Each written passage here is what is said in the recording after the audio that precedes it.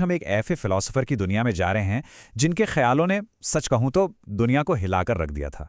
जी हाँ, हम बात कर रहे हैं फ्रेडरिक नीत्शे की और उनकी सबसे कह सकते हैं सबसे चैलेंजिंग किताब बियॉन्ड गुड एंड इविल की।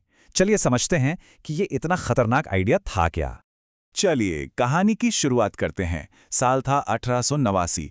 जगह थी इटली का ट्यूरिन शहर। सोचिए, एक सड़क है और उस पर एक आदमी अपने घोड़े को मतलब बेतहाशा पीट रहा है।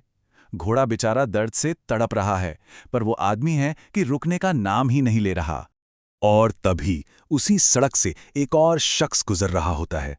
वो ये सब देखता है और वो दौड़कर उस घोड़े के पास जाता है, उसे गले लगा लेता है और फूट फूट कर रोने लगता है और फिर वहीं बेहोश हो जाता है। जानते हैं वो कौन था? वो थे फ्रेडरिक नीत्शे। इस घटना ने उन्हें पूरी तरह तोड़ दिया। वो फिर कभी पहले जैसे नहीं हो पाए, लेकिन इससे पहले वो दुनिया को एक ऐसी सोच दे चुके थे जो आज तक हमें सोचने पर मजबूर करती है। और वो सोच इसी एक बहुत ही खतरनाक सवाल से शुरू होती है। क्या हो अगर अगर वो सब कुछ जो हमें अच्छाई और बुराई के बारे में सिखाया गया है वो एक झूठ हो। सोचिए जरा, ये सवाल सीधा हमारी नैतिकता की जड़ों पर वार करता है। जो सही गलत हम बचपन से सीखते आए हैं, क्या पता वो सच हो ही ना। नीत्शे ना खुद को एक फिलॉसफर से ज्यादा एक डॉक्टर समझते थे। एक ऐसा डॉक्टर जो अपने जमाने की मतलब मॉडर्न सोसाइटी की एक बहुत गहरी बीमारी को डायग्नोस कर रहा था। तो चलिए देखते हैं कि इस डॉक्टर की डायग्नोसिस में क्या निकला। देखिए, नीत्शे कोई मामूली इंसान नहीं थे। वो एक पादरी के बेटे थे और सोचिए, सिर्फ 24 साल की उम्र में ही यूनिवर्सिटी में प्रोफेसर बन गए थे। मतलब एक जीनियस। पर उनकी सोच किसी भी दायरे में बंधने वाली नहीं थी। और फिर उन्होंने एक ऐसा ऐलान किया जिसने सचमुच दुनिया को हमेशा के लिए बदल कर रख दिया। जब नीत्शे ने कहा ईश्वर मर चुका है, तो लोग चौंक गए। कई लोगों को लगा कि वो खुशी मना रहे हैं, पर ऐसा नहीं था। असल में वो एक बहुत बड़ी कल्चरल क्राइसिस की तरफ इशारा कर रहे थे। उनका कहना था कि देखो, साइंस और लॉजिक की वजह से अब समाज का भगवान पर से वो पुराना विश्वास उठ चुका है। यानी जिस नींव पर हमारी पूरी नैतिकता टिकी थी, वो नींव ही गायब हो गई है। लेकिन सब लोग ऐसे जी रहे हैं जैसे कुछ हुआ ही नहीं। तो जब भगवान वाली नींव हट गई तो एक खालीपन आ गया, और इस खालीपन को भरने के लिए एक नई तरह की मोरालिटी ने जन्म लिया। नीचे ने इसे नाम दिया हर्ड मोरालिटी, या कह लीजिए भेड़ चाल की नैतिकता। ये वो वैल्यूज थीं जो भीड़ के लिए थी, कमजोर लोगों के लिए थी, न कि किसी को महान बनाने के लिए। अब ये भेड़चाल कितनी ताकतवर हो सकती है, इसको समझने के लिए एक बड़ा दिलचस्प रियल लाइफ एक्सपेरिमेंट देखते हैं। बात है 1960s की, जब एक साइकोलॉजिस्ट ने यह पता लगाने की कोशिश की कि अथॉरिटी यानी किसी बड़े अधिकारी के सामने लोग कितना झुक सकते हैं। और जो नतीजे आए वो सच में डराने वाले थे। 65%, जी हाँ, 65% लोगों ने एक दूसरे इंसान को जानलेवा बिजली का झटका दिया। क्यों? सिर्फ इसलिए क्योंकि सफेद कोट पहने एक साइंटिस्ट ने उन्हें ऐसा करने को कहा था। बस यही है वो भेड़चाल, वो बिना सोचे समझे हुक्म मानना जिसकी नीत्शे बात कर रहे थे। तो सवाल ये उठता है कि अगर हमारी सही गलत की समझ सिर्फ एक भेड़चाल है, तो फिर असल में हमें चला क्या रहा है? हमारे अंदर की असली ड्राइविंग फोर्स क्या है? नीचे के हिसाब से इसका एक ही जवाब है, द विल टू पावर, यानी शक्ति पाने की इच्छा। ये वो बुनियादी ताकत है जो हर चीज के, हर जिंदा चीज के पीछे है। और हाँ, ये विल टू पावर सिर्फ जिंदा रहने की चाहत नहीं है। नहीं, यह उससे कहीं ज्यादा है। ये बढ़ने की, फैलने की और मजबूत बनने की इच्छा है। एक छोटा सा पौधा भी धूप के लिए दूसरे पौधों से लड़ता है ना? एक बिजनेसमैन मार्केट पर कब्जा करना चाहता है। एक आर्टिस्ट अपनी कला से दुनिया पर छाप छोड़ना चाहता है। ये सब विल टू पावर के ही अलग अलग रूप हैं। और इसी विल टू पावर से नीत्शे के मुताबिक दो तरह की मोरालिटी निकलती है। पहली है मास्टर मोरालिटी, जो ताकतवर, कॉन्फिडेंट लोगों से आती है।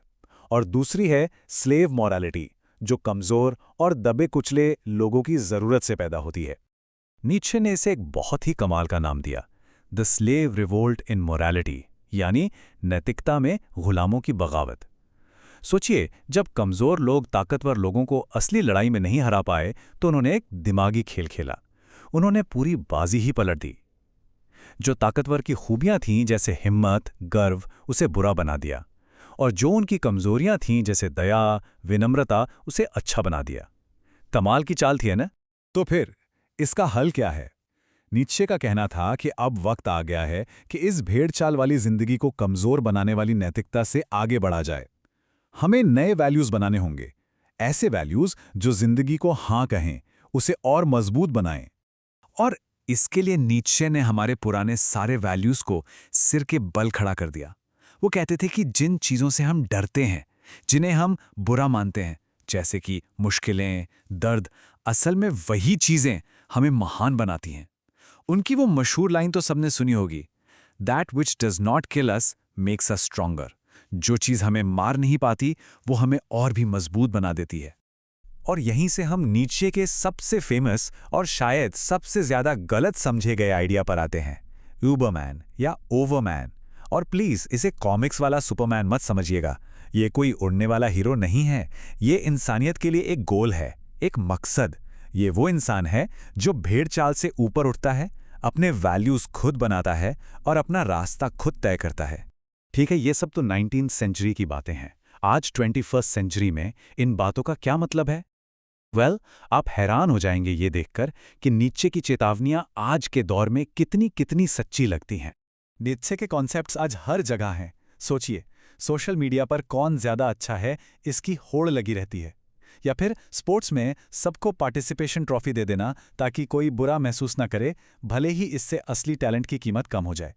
और कैंसल कल्चर को तो हम सब जानते हैं, जहां किसी की 10 साल पुरानी बात पर आज उसकी पूरी जिंदगी तबाह कर दी जाती है। नीत्शे के मुताबिक ये सब उसी स्लेव मोरालिटी के नए जमाने के रूप हैं। अब यहां एक बात साफ करना बहुत बहुत जरूरी है। नाजियों ने नीत्शे के आइडियाज का बहुत गलत इस्तेमाल किया। उन्होंने नीत्शे की फिलॉसफी को तोड़ मरोड़कर अपनी नफरत और हिंसा को सही ठहराने की कोशिश की, जबकि सच तो यह है कि नीत्शे खुद नेशनलिज्म और एंटी सेमिटिज्म यानी यहूदी विरोध के सख्त खिलाफ थे। उनका फोकस ग्रुप पर नहीं, बल्कि हमेशा एक अकेले इंसान की खुद की ग्रोथ पर था।